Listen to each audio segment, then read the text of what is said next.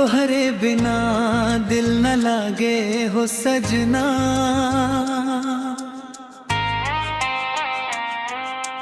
रात भर जागे मनवा दीवाना।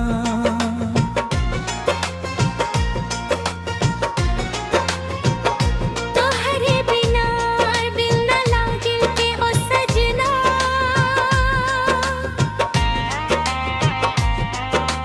रात भर जागे मनवा दीवाना।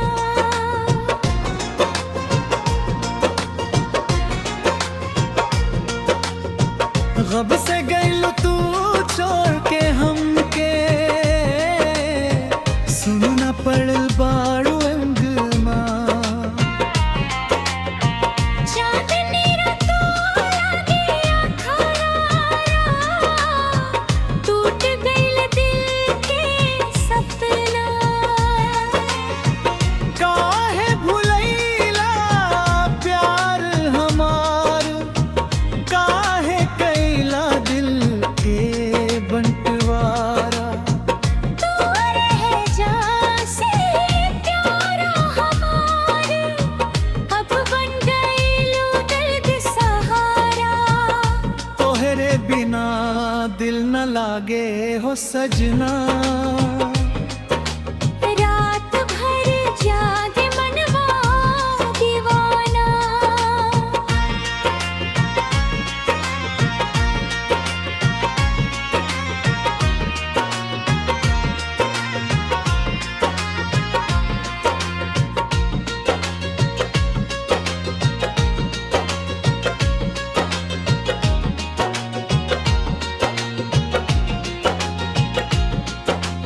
गली गली तोहरे ना पुकारे, मनवा खोजे हर ठिकाना।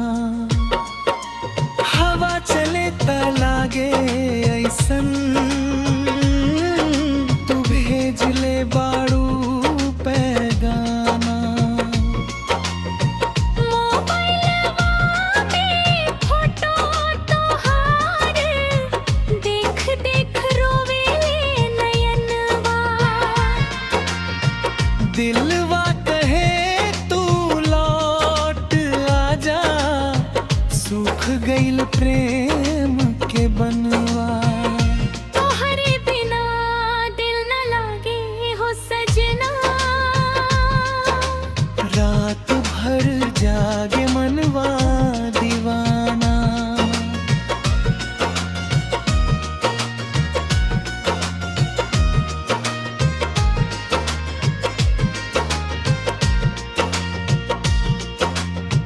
बरसात में भींजे याद पुराना, भींजे हमरा मन के कोना। तू रहे साथ ता सब रंगीनी, अब सुना लागे जमाना। सपना में रोज तू आवेलू, हंस के कहेलू दीवाना। नींद खुलता तू के सपना, फिर रोवेला दे अदमा। तोहरे बिना दिल न लागे हो सजना। रात भर जागे मनवा दीवाना।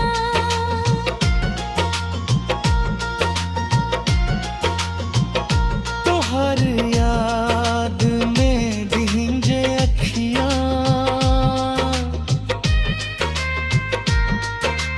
रोवेला दिलवा पुराना।